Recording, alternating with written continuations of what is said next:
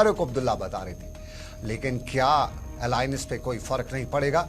जम्मू कश्मीर में national conference और PDP का अलायंस किसी हद तक देखने को मिल रहा था। 5 अगस्त के फैसले के बाद कहीं न कहीं मुत्थिद हुए थे और अवाम में एक नोशन चला गया था कि अब की बार कम से कम ये दोनों जमातें एक साथ होंगी। 5 अगस्त के बाद बहुत कुछ झेलना पड़ा, ज्यादा पीडीपी को झेलना पड़ा, नेशनल कॉन्फ्रेंस को उतना नहीं झेलना पड़ा।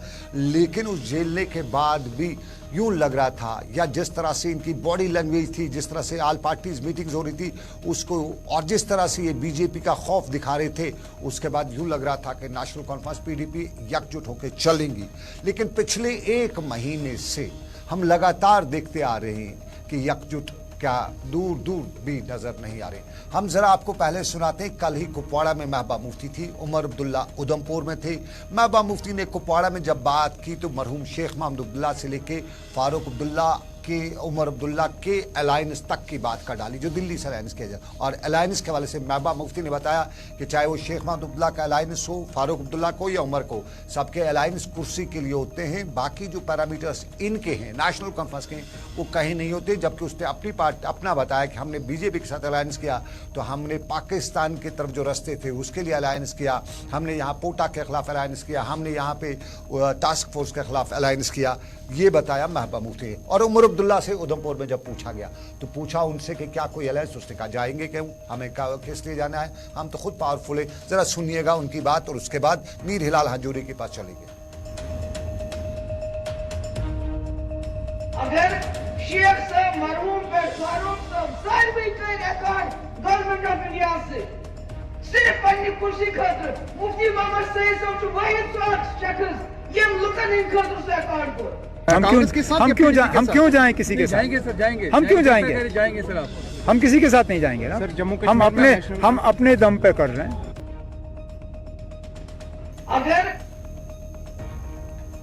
हम अपने दम पे जाएंगे, ये महबूबा मुफ्ती से लेके उमर अब्दुल्ला। महबूबा मुफ्ती अलायंस की बात करते हुए बता रही है और उमर अब्दुल्ला बताएंगे हम क्यों किसी के साथ जाएं, हमारे पास पावर है, हम अपने दम पे जाएंगे। तो क्या वाकई में अपने दम पे जाना, और महबूबा मुफ्ती का ये बयान, और इससे पहले भी महबूबा मुफ्ती बयान दे चुके हैं, उमर अब्दुल्ला की नेशनल कॉन्फ्रेंस भी बयान दे चुकी है, एक दूसरे पे इल्जामात लग चुके हैं। तो क्या आने वाले दिनों में हम इन्हें दूर दूर देखेंगे? हम वो अलायंस की जो आवाम में बात चल रही थी वो नहीं हो पाएगी।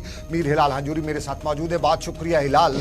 जरा बताइएगा हमारे नाजरीन को, आपको क्या लगता है, सियासी पंडित, तजिया निगार क्या बता रहे हैं?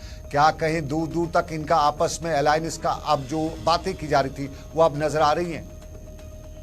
बिल्कुल सनम, जब हम साल 2019 के बाद आज तक का टेन्योर देखते हैं तो इसमें दोनों तरफ से, चाहे नेशनल कॉन्फ्रेंस और पीडीपी जो कि रिवायती हरीफ आपस में रहे हैं, इनके दरमियान एक दूसरी पार्टी पर इख्तिलाफ करना या वार करना, इस पर हमने आज तक देखा कि हर किसी ने कोई लबकुशाई नहीं की, बिल्कुल परहेज रहा है। लेकिन कुछ वक्त से हम देख रहे हैं, जब से उमर अब्दुल्ला ये कहते हैं कि उन्हें जम्मू कश्मीर के अंदर अलायंस करने की ज़रूरत नहीं है, जब उनसे पूछा जाता है कि लोकसभा की 3 नशस्तें हैं कश्मीर के अंदर, तो क्या यहाँ पर भी सीट शेयरिंग होगी, तो उस पर उनका कहना है कि जो पिछली बारी जो यहाँ से चुनाव जीत के गए हैं लोकसभा नशस्तों से, वही कैंडिडेट्स एक बार फिर से आ जाएंगे नहीं उन्हीं पार्टी के।